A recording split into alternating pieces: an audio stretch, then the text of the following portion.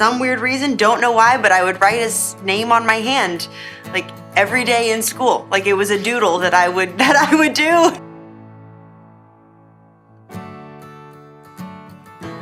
Music seems to be a trend that you're going down in acting. Is that purposeful or just happy coincidence? Happy coincidence, joyous coincidence, and a lot of fun to get to, be in the world of movie making and incorporate music at the same time.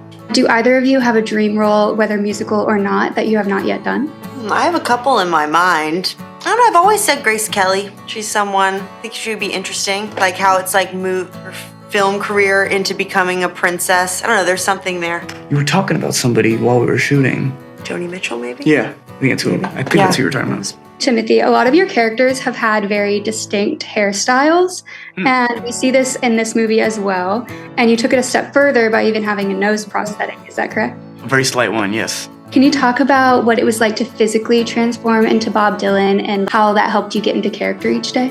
Honestly, the best way to help me get into character was the time I had in the hair and makeup trailer in the morning, which I never really had before. Usually I'm like 20 minutes in and out of there. This afforded me an hour and a half every day to sort of get grounded, get my mind right, explore the material, whether literary or in film or old TV shows of Bob that I felt would best prep me for the day, and get really present. Had a wonderful team, Stacy Panapinto and Jamie Lee, our hairstylist. And it's just like a safe space every morning, a place to ground. That's really the best way I could put it. Has it been difficult to let go of Bob Dylan now that you've wrapped the project? Yeah, well, I feel like I have and I haven't.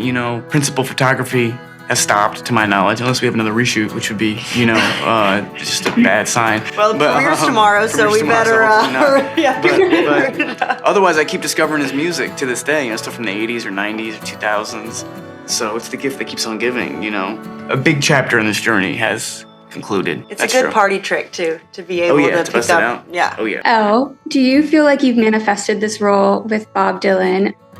We heard that you wrote his name on your hand every day in middle school. Can you speak about your excitement with Land of People? Yeah. Yes, no, that is true. I have said that before. That is true.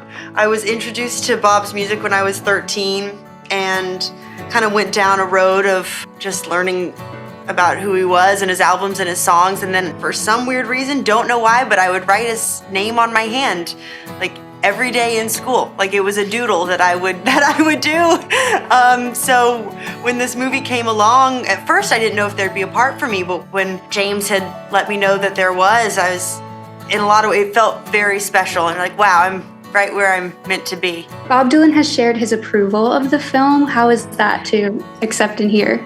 That post was like more than I could have ever dreamed of, sincerely. I don't think it seemed like he saw it, though, in the post.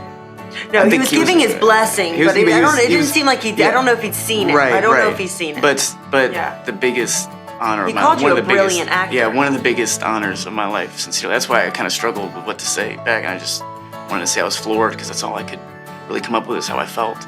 This has been my life for 5 years, so that was like the pinnacle moment.